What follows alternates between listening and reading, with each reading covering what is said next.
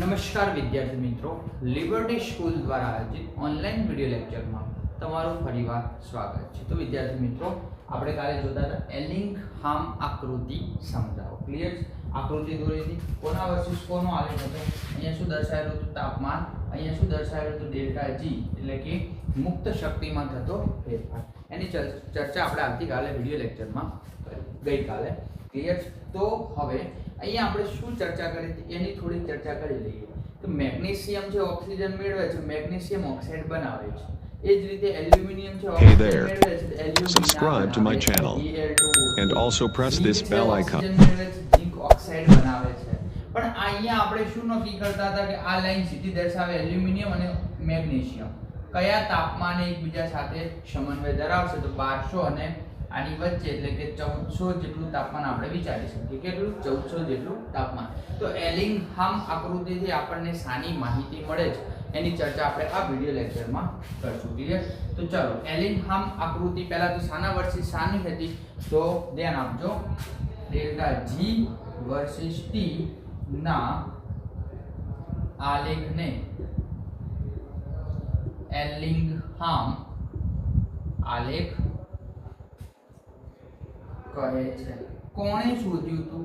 એચ.જે.ટી. એલિંગહામ નામના વૈજ્ઞાનિકે। એમણે શું કીધું? તો એમણે કેટલીક ધાતુના ઓક્સાઇડ અને રિડક્શન કરતાના નિર્માણ માટે આલેખ દોર્યો। કોના વર્સિસ કોનો? તો ડેલ્ટા જી અને ટી વર્સિસ આલેખ દોર્યો। કોના માટે? તો કેટલાક ધાતુના ઓક્સાઇડ અને રિડક્શન કરતાના નિર્માણ માટે। બરાબર? તો એલિંગહામ નામના વૈજ્ઞાનિકે કેટલીક ધાતુના ઓક્સાઇડ, કેટલીક ધાતુના ઓક્સાઇડના નિર્માણ અને રિડક્શન કરતા માટે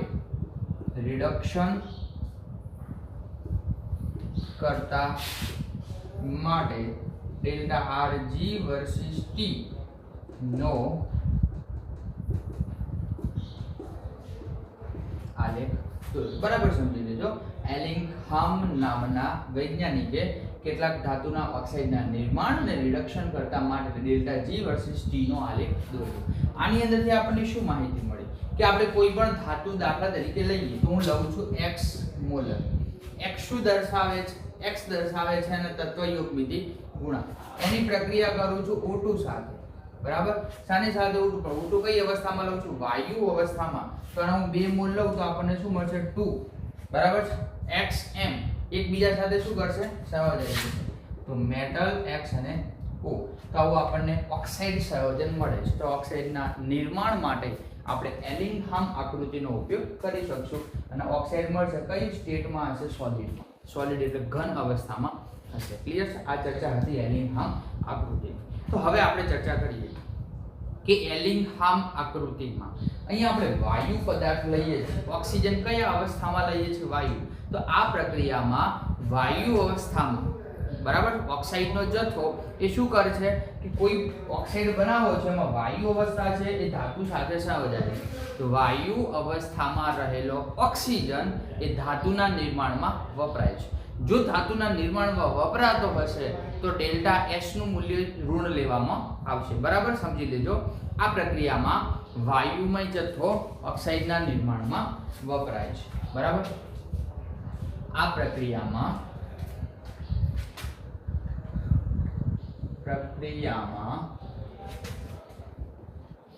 વાયુમય જથ્થો, એટલે આપણે જે ગેસ લઈએ છીએ, ઓક્સાઇડ બનાવીએ છીએ, કઈ અવસ્થામાં છે? ગેસીય છે, એટલે વાયુ અવસ્થામાં છે। આ પ્રક્રિયામાં વાયુમય જથ્થો એ ઓક્સાઇડના નિર્માણમાં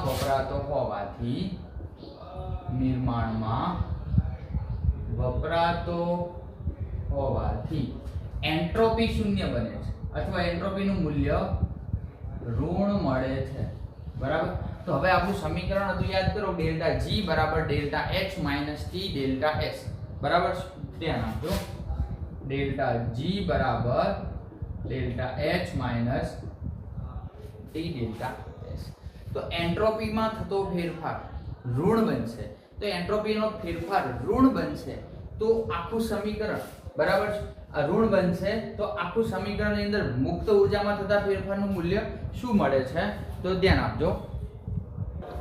ક્લિયર? તો delta G H minus T delta S, એની અંદર ડેલ્ટા S ઋણ છે તો માઇનસ માઇનસ શું થશે પ્લસ. બરાબર? આનું મૂલ્ય ઋણ છે અને આ નિશાની માઇનસ છે તો આ પણ માઇનસ તો આ મૂલ્ય પ્લસ મળશે. એટલે આપણે લઈ શકાય કે ઉપરોક્ત સમીકરણમાં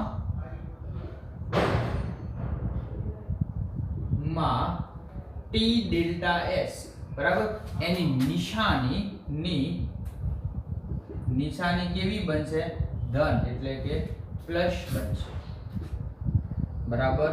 ધ્યાન આપજો કે આ પ્રક્રિયામાં વાયુમય જથ્થો વપરાય છે ઓક્સાઇડના નિર્માણમાં માટે એન્ટ્રોપીનું મૂલ્ય શૂન્ય મળે છે. એન્ટ્રોપી શૂન્ય મળશે તો આ પણ માઇનસ પ્લસ થઈ જશે તો આ નિશાની શું મળશે? આપણને પ્લસ મળશે. બરાબર? દરેક આલેખ એ સીધી રેખા દર્શાવેલી છે. શું દર્શાવેલી છે? સીધી રેખા. બરાબર? તમે જોઈ શકો કે દરેક આલેખ સીધી રેખામાં દર્શાવેલો છે. બરાબર છે? પણ આ રેખા આટલા સુધી સીધી છે પણ ઢાળ દર્શાવવાનો છે, ઢાળ ઉપરની તરફ દર્શાવેલો છે. તો દરેક આલેખ સીધી રેખામાં દર્શાવે છે. ક્લિયર છે? તો ચાલો રેડી. તો ડેલ્ટા TS અથવા T ડેલ્ટા S ની નિશાની કેવી બનશે? ધન બનશે. બરાબર? તો દરેક આલેખની અંદર દરેક રેખા સીધી રેખા છે અને જે ઢાળ આવે છે ઢાળ આપણે ઉપરની તરફ બતાવે છે. તો આલેખમાં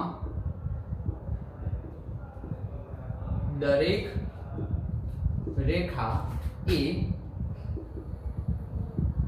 સીધી રેખા છે અને ઢાળ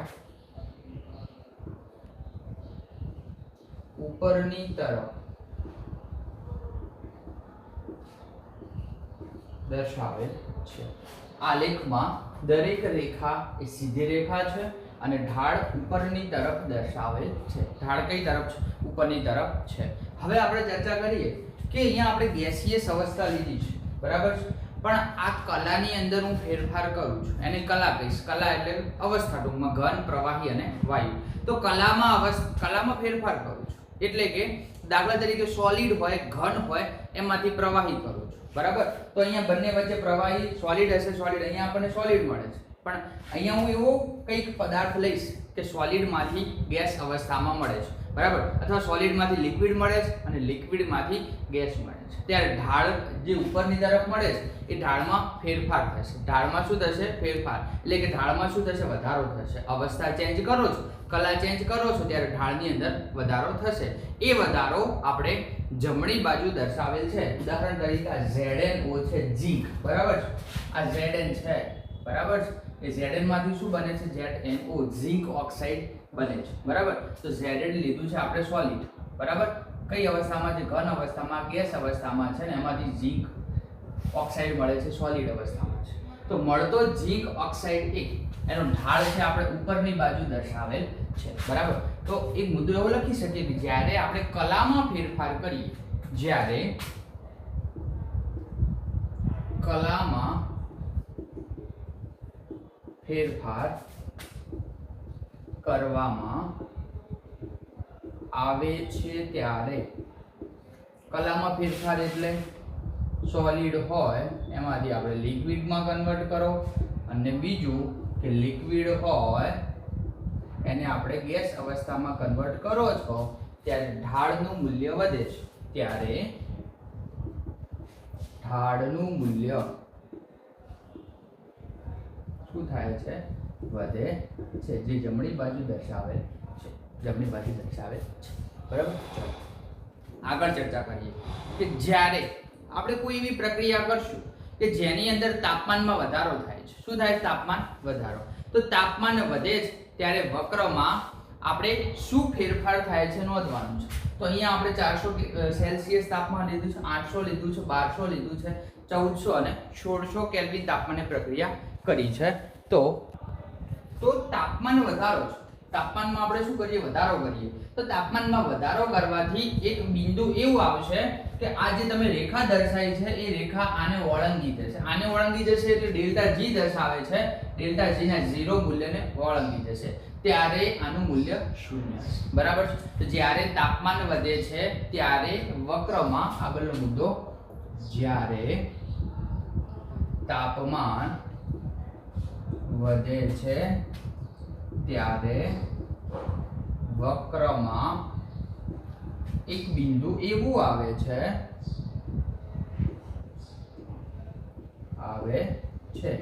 કે રેખા એ ડેલ્ટા જી ના મૂલ્યને ઓળંગે છે. શું થાય છે? ઓળંગે છે. એટલે ડેલ્ટા જી બરાબર શું થશે? 0. તો ડેલ્ટા જી નું જે 0 નું મૂલ્ય છે ને ઓળંગે છે ત્યારે મૂલ્ય જી બરાબર, એટલે કે ડેલ્ટા જી ઓળંગે છે ત્યારે મુક્ત શક્તિ માં થતો ફેરફાર કેવો મળે છે? આપણને ઋણ મળે. બરાબર. જો તાપમાન વધે છે, તાપમાનમાં વધારો કરો છો ત્યારે શું થશે કે અમુક એવું તાપમાન આવશે કે ડેલ્ટા જી નું મૂલ્ય અહીંયા માઈનસમાં આવે છે, તો કોઈ એવી રેખા હશે કે આને ઓળંગીને આગળ જશે. બરાબર છે. ઓળંગીને આગળ જશે એટલે વક્રમાં ફેરફાર થતો આપણને જોવા મળે છે. આથી મોટા ભાગની પ્રક્રિયામાં આ મૂલ્ય આપણે કેવું લીધું છે? માઈનસ લીધું છે. કેવું લીધું છે? માઈનસ. બરાબર. આગળ ચર્ચા કરીએ કાં તો આપણે ઓક્સાઇડની ચર્ચા કરી, પણ આપણું જે કાચી ધાતુ છે અયસ્ક છે, સલ્ફાઇડ અને હેલાઇડ ધરાવતું હોય તો શું થાય? તો સલ્ફાઇડ અને હેલાઇડ માટે આવા સરખા આલેખ તૈયાર કરવામાં આવે છે. તો હવે અહીંયા ઓક્સાઇડ માટે તો તમે જુઓ છો તો આ મૂલ્ય ઉપર જશે એટલે પ્લસ થશે, પણ આ કોના માટે લાગુ પડશે? તો કે સલ્ફાઇડ આવા આલેખ ઓક્સાઇડ અને સલ્ફાઇડ માટે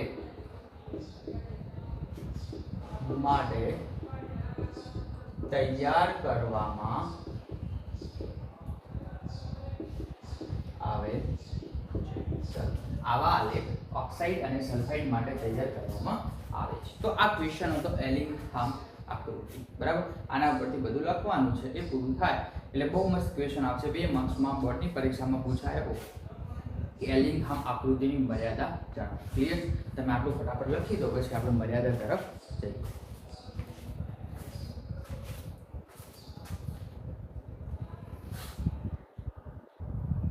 ચાલો રેડી. તો હવે આપણે જઈએ છીએ, ધ્યાન આપજો, આગળનો ક્વેશ્ચન.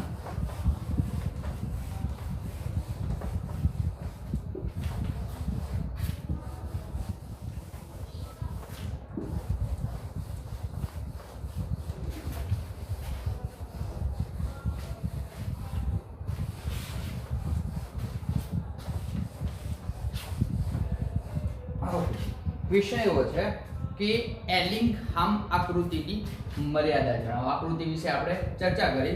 એલિંગહામ આકૃતિની મર્યાદા 2 માર્ક્સમાં પૂછાયો ક્વેશ્ચન. આપણે મર્યાદાની ચર્ચા કરી કે એલિંગહામ આકૃતિ છે એ શું દર્શાવે છે? તો એલિંગહામ આકૃતિ દર્શાવે છે કે તમારી રાસાયણિક પ્રક્રિયા થશે કે નહીં. બરાબર. તો ધ્યાન આપજો. પહેલી મર્યાદા તો એલિંગહામ આલેખ અથવા આકૃતિ દર્શાવે છે કે પ્રક્રિયા થશે કે નહીં. બરાબર. તો પ્રક્રિયા થવાની સંભાવના દર્શાવે છે. શું દર્શાવે છે? પ્રક્રિયા થવાની સંભાવના, કે રાસાયણિક પ્રક્રિયા થશે કે નહીં. બરાબર. ચલો બીજો કે એલિંગહામ આકૃતિ એ રાસાયણિક ગતિકી વિશે આપણને કઈ જ માહિતી આપતો નથી. તો એલિંગહામ આલેખ એ રાસાયણિક ગતિકી વિશે કઈ માહિતી આપતો નથી. હવે રાસાયણિક ગતિકી એટલે શું? શાની માહિતી તમને રાસાયણિક ગતિકીમાં મળે છે?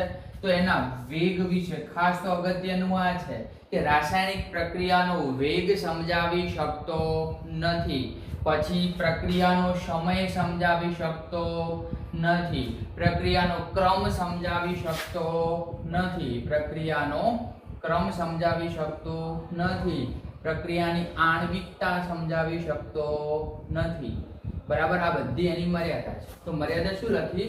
એલિંગહામ આલેખ એ રાસાયણિક ગતિકી, એની અંદર બધા શબ્દો આપણે ભણી ગયા. ચાહે પ્રક્રિયા વેગ હોય, ચાહે સમય હોય, ચાહે પ્રક્રિયાનો ક્રમ હોય કે આણ્વિકતા હોય, એના વિશે આપણને કઈ જ માહિતી મળતી નથી. બરાબર, ઓકે. હવે આગળ ચર્ચા કરીએ કે ત્રીજી મર્યાદા. તો એલિંગહામ આકૃતિ છે કોના પર ડિપેન્ડ કરે છે? તો હમણાં તો આપણે ચર્ચા કરી કે ડેલ્ટા જી ઉપર ડિપેન્ડ કરે છે. તો એલિંગહામ આકૃતિ એ ઉષ્માગતિકીય સંકલ્પના પર, એલિંગહામ આકૃતિ એ, બરાબર, ધ્યાન આપજો,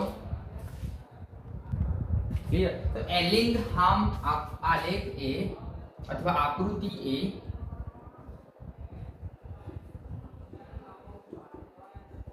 ઉષ્માગતિકીય સંકલ્પના પર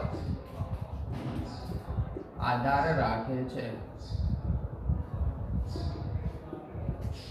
એલિંગહામ આલેખ યાદ રાખજો, MCQ માં એવું પણ પૂછાણું એક વખત કે એલિંગહામ આલેખ કોના વર્સિસ કોનું દોરવામાં આવે છે? તો નીચે આપણે સમય લેતા હતા, સોરી તાપમાન લેતા હતા, T લેતા હતા, ઉપર આપણે લેતા હતા ડેલ્ટા G. તો તમને કન્ફ્યુઝન કરવા માટે જુદા જુદા 4 ઓપ્શન્સ આપેલા હશે, તો આપણા મગજમાં ક્લિયર થવું જોઈએ કે મુક્ત ઉર્જામાં થતો ફેરફાર અને તાપમાન વચ્ચેનો આલેખ. કયો આલેખ? એલિંગહામ આકૃતિ. કોના પર આધાર રાખે છે? ઉષ્માગતિકીય સંકલ્પના. એટલે કે આપણે ડેલ્ટા G નું એક મૂલ્ય લખ્યું હતું, ડેલ્ટા G બરાબર delta H minus T delta S. તો મુક્ત શક્તિમાં થતો ફેરફાર, એન્થાલ્પીમાં થતો ફેરફાર, તાપમાન અને S. બરાબર છે? તો અહીંયા આપણે ચર્ચા કરી કે ડેલ્ટા H અને ડેલ્ટા S એન્થાલ્પીનો ફેરફાર અને એન્ટ્રોપીનો ફેરફાર. એ તાપમાન આપણે શું કરીએ છીએ? વધારીએ છીએ. ત્યારે એના મૂલ્યમાં શું થાય છે કે તાપમાન બદલતા એન્થાલ્પી અને એન્ટ્રોપી બદલાતી નથી. અગત્યનો ટોપિક છે. જ્યારે તાપમાન બદલવામાં આવે ત્યારે ડેલ્ટા H ડેલ્ટા S ત્યારે એન્થાલ્પીમાં થતો ફેરફાર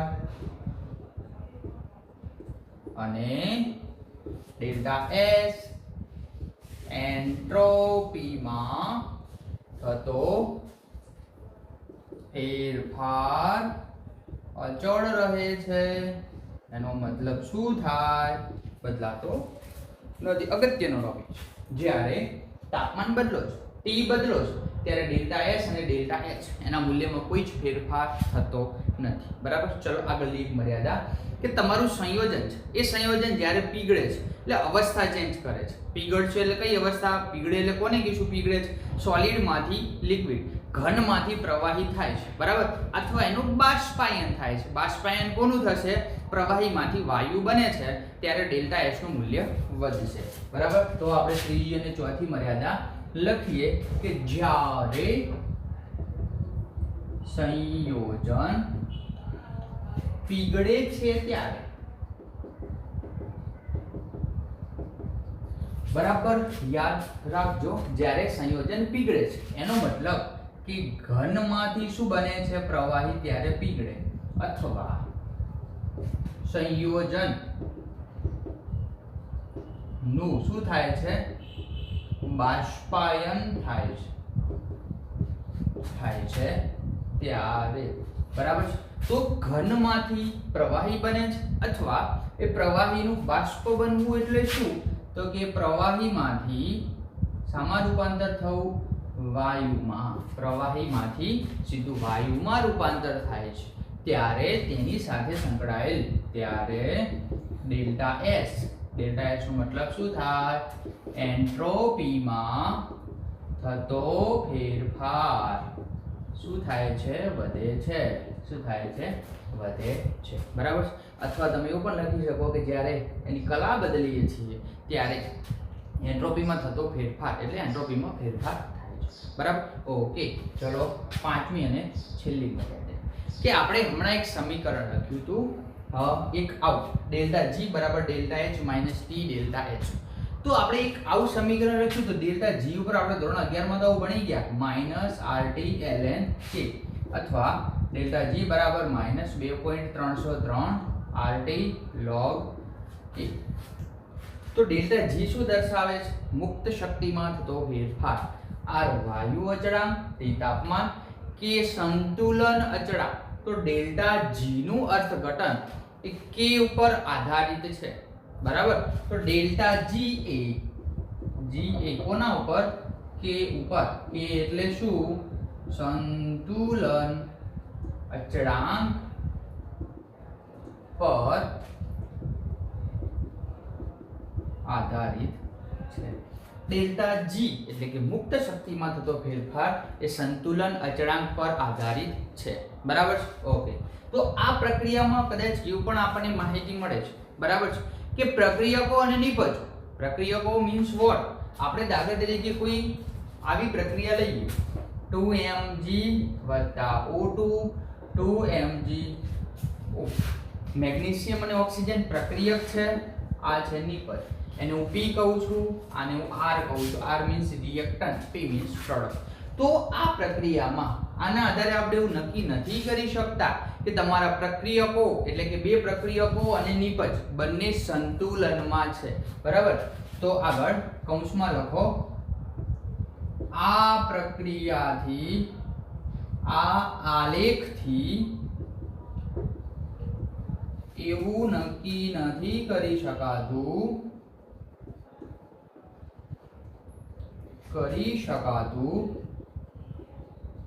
કે આ આલેખથી એવું નક્કી નથી કરી શકાતું કે પ્રક્રિયકો અને નિપજો સંતુલનમાં છે. શામાં છે? સંતુલનમાં. આ આલેખથી એવું નક્કી નથી કરી શકાતું કે પ્રક્રિયકો અને નિપજો સંતુલનમાં છે, બરાબર છે. તો આ ચર્ચા હતી મર્યાદાની. પરીક્ષા માટે મોસ્ટ આઈએમપી ક્વેશ્ચન 2 માર્ક્સમાં પૂછાય, તો આટલું આપણે લખવાનું થાય. ક્લિયર? ચલો ફટાફટ લખી નાખો. આપણે કદાચ એક વખત જોઈ લઈએ.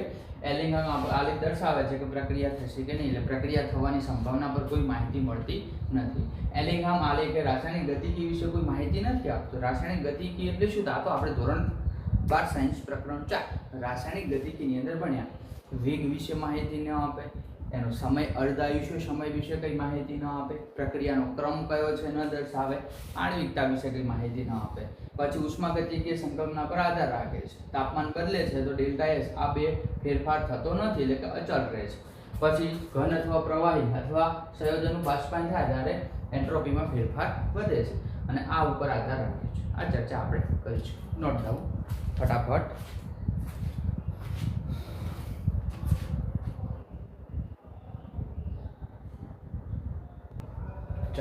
ક્લિયર? તો આપણને 3 ઉદાહરણ આપેલા છે, એકદમ નાના આપણે સમજી લઈએ. કે મેગ્નેશિયમ એલ્યુમિનાનું રિડક્શન કરી શકે તેની શરતો શું છે? તો મેગ્નેશિયમ એલ્યુમિનિયાનું રિડક્શન કરી શકે તો આપણે પહેલા એલ્યુમિના લખીએ. એલ્યુમિના એટલે શું? તો Al2O3, બરાબર સમજી લેજો. Al2O3 કોની સાથે પ્રક્રિયા કરવાની છે? એલ્યુમિનિયમ મેગ્નેશિયમ સાથે પ્રક્રિયા કરે, બરાબર. તો શું મેગ્નેશિયમ ઓક્સાઇડ બનાવી શકે છે? તો આપણને કીધું છે MgO બની શકે અને Al ધાતુ છૂટી પડે. તો શું સિમ્પલ પ્રક્રિયા કે એલ્યુમિનિયમનો ઓક્સાઇડ છે, મેગ્નેશિયમ સાથે પ્રક્રિયા થાય, મેગ્નેશિયમ શું કરશે? ઓક્સાઇડ બનાવશે, મેગ્નેશિયમ ઓક્સાઇડ બને, ધાતુ છૂટી પડે છે. તો પ્રક્રિયા સંતુલિત કરવા માટે આપણે શું કરશું? આપણે 2/3 મોલ. કેટલા મોલ લેશું? 2/3. અને Mg સાથે પ્રક્રિયા કરશું તો અહીંયા મળશે 3/2. શું મળશે? 3/2. સોરી, પ્રક્રિયા સંતુલિત કરવા માટે ઓકે 2 × 4 એટલે અહીંયા 4/2 મળવું જોઈએ. શું મળવું જોઈએ? 4/2, બરાબર છે. તો એલ્યુમિનિયમ એ મેગ્નેશિયમ સાથે પ્રક્રિયા કરે છે, બરાબર છે. અને મેગ્નેશિયમને સંતુલિત કરવા માટે, ઓક્સિજનને સંતુલિત કરવા માટે અહીંયા 2, અહીંયા 1 એટલે અહીંયા 2 કરશું, અહીંયા પણ 2 MgO બને છે, બરાબર છે. તો 2Mg અને 2MgO સાથે પ્રક્રિયા કરી અને નિપજમાં પરિણમે છે, બરાબર છે. તો આ રીતે આપણે પ્રક્રિયાની સમજી શકીએ છીએ. તો આવું ક્યારે બનશે, બરાબર છે. તો MgO અને Al2O3 એ તમે જો એલિંગહામ આકૃતિમાં જોવો છો, તો એલિંગહામ આકૃતિમાં તમે અવલોકન કરો છો તો પ્રતિછેદન બિંદુએથી નીચા મૂલ્ય, એટલે કે જો યાદ રાખજો ડેલ્ટા G બરાબર 0 થાય, ડેલ્ટા G બરાબર શું થાય, 0 થાય, ત્યારે આવી પ્રક્રિયા શક્ય બને. બરાબર. કઈ પ્રક્રિયા શક્ય બને? 2/3 Al2O3, 2Mg, 2MgO અને 4/3 Al શક્ય બને છે. બરાબર. તો આ રીતે આપણે એલ્યુમિનામાંથી એલ્યુમિનિયમ ધાતુ છૂટી પાડી શકીએ છીએ. ચલો, એલ્યુમિનિયમની ધાતુ કર્મ વિધિ પદ્ધતિમાં એલ્યુમિનિયમના રિડક્શન માટે શા માટે મેગ્નેશિયમ વપરાતું નથી? તો આપણને એક વસ્તુ ખબર છે ને, ના ખબર હોય તો યાદ રાખી લેજો કે એલ્યુમિનિયમ શામાંથી મેળવવામાં આવે છે. તો એક તો એલ્યુમિના હોય અને બીજું આવું કંઈક હોય Na3Al(F6) ક્રાયોલાઇટ. Na3Al(F6) આને કહીશું ક્રાયોલાઇટ. શું કહીશું? ક્રાયોલાઇટ. બરાબર. આ બંનેમાંથી આપણે શું મેળવી શકશું? એલ્યુમિનિયમ. બરાબર. યાદ રાખજો, આનું નામ થોડું અગત્યનું છે, ક્રાયોલાઇટ. બરાબર. અથવા તમે એલ્યુમિનિયમ તો બીજી પદ્ધતિ દ્વારા પણ મેળવી શકતા હતા. કઈ હતી? બોક્સાઇટમાંથી એલ્યુમિનિયમનું નિષ્કર્ષણ કરતા હતા. પણ અહીંયા આપણને શું કીધું કે મેગ્નેશિયમ કેમ વપરાતો નથી? તો મેગ્નેશિયમ તો વપરાય જ. Al2O3 Mg સાથે પ્રક્રિયા કરશે તો Mg નો ઓક્સાઇડ બનાવશે, એલ્યુમિનિયમ ધાતુને છૂટી પાડશે. આ તો શક્ય બનવાનું છે, પણ આ જે પદ્ધતિ છે એ પ્રમાણમાં કેવી છે? મોંઘી છે. આ પદ્ધતિ છે સસ્તી છે. કેવી છે? સસ્તી છે. તો માટે આપણે જો એલ્યુમિનિયમના ઓક્સાઇડનું મેગ્નેશિયમ ધાતુ સાથે પ્રક્રિયા કરશું, મેગ્નેશિયમનો ઓક્સાઇડ બનાવવા જશું તો આ પ્રમાણમાં આપણને મોંઘું થશે, પણ સીધું આપણે એલ્યુમિનિયમ અને ક્રાયોલાઇટની હાજરીમાંથી એલ્યુમિનિયમ છૂટું પાડશું તો એ પ્રક્રિયા સસ્તી થશે. એટલે આપણે માર્કેટમાં મૂકવું હશે એલ્યુમિનિયમને તો અહીંયા આપણે ઓછી કિંમત સાથે મૂકી શકશું. બરાબર છે? ચલો, ક્લિયર છે. તો હવે આપણે જઈએ ત્રીજા ક્વેશ્ચન પર. તો રિડક્શન તાપમાને જો બનતી ધાતુ પ્રવાહી સ્વરૂપમાં હોય તો ધાતુ ઓક્સાઇડનું રિડક્શન શા માટે વધારે સરળ હોય છે? વધુ સરળ એ છે કારણ કે ડેલ્ટા G નું મૂલ્ય 0 હશે અથવા ઋણ હશે. બરાબર. તો આપણે ચર્ચા કરીએ. બરાબર, કે આપણે કોઈ ધાતુ પદાર્થ લઈએ, એ ધાતુ પદાર્થ જ્યારે ઘન અવસ્થા કરતા પ્રવાહી અવસ્થામાં હોય છે, ધાતુ એ ઘન અવસ્થા કરતા પ્રવાહી અવસ્થામાં હોય છે ત્યારે એન્ટ્રોપીનું મૂલ્ય વધુ હોય છે. એન્ટ્રોપી મૂલ્ય વધુ હોય છે. જો એન્ટ્રોપીનું મૂલ્ય વધુ છે તો ડેલ્ટા G નું મૂલ્ય કેવું મળશે? ઋણ મળશે. જો ડેલ્ટા G નું મૂલ્ય ઋણ મળશે તો ધાતુ ઓક્સાઇડનું રિડક્શન છે, ધાતુ ઓક્સાઇડનું રિડક્શન શું થશે? એકદમ સરળ થશે. અને કઈ બાજુ થશે? તો ડેલ્ટા G નું મૂલ્ય ઋણ મળે છે તો પ્રક્રિયા સરળ થશે. પ્રક્રિયા સરળ થશે. સિમ્પલ વસ્તુ છે. બરાબર છે? ઓકે, ચલો આ 3 ક્વેશ્ચન લખી લેજો અને એની સાથે સાથે આપણે આજનું વિડિયો લેક્ચર અહીંયા પૂરું કરીએ છીએ અને કાલે બહુ મસ્ત ટોપિક લેવાનો છે. તમે ધોરણ 10 માં ભણી ગયા છો, વાત ભઠ્ઠી દ્વારા આયનનું નિષ્કર્ષણ. આપણે એલ્યુમિનિયમનું નિષ્કર્ષણ જોયું, હવે વાત ભઠ્ઠી આવશે. બરાબર. પછી એલ્યુમિનિયમની બીજી પદ્ધતિ સામાન્ય આપેલી છે, સ્ટેપ બાય સ્ટેપ આગળ જઈશું. ક્લિયર? વાત ભઠ્ઠી એવું હોય તો શક્ય બને તો એક વખત 10માની બુકમાંથી વાંચી લેજો એટલે તમારા મગજમાં કન્સેપ્ટ ક્લિયર થાય. આપણે એક ભઠ્ઠી દોરતા હતા, ઉપરથી કોક એડ કરતા હતા, એલ્યુમિના એડ કરતા હતા, અથવા તમે લાઇમસ્ટોન એડ કરો છો અને તમારી જે Feની અયસ્ક છે એ એડ કરો છો. નીચે તમે ગરમી આપો છો, નીચેથી તાપમાન ધીમે ધીમે વધતું આવે છે, ઉપર કોકના સંપર્કમાં આવે છે, એટલે જુદી જુદી સ્ટેપમાં જુદા જુદા તબક્કામાં આપણને નિપજ મળે છે. Fe આપણે અલગ પાડી શકશું. એ આપણે નેક્સ્ટ વિડીયો લેક્ચરમાં જોઈશું. Clear? Thank you very much.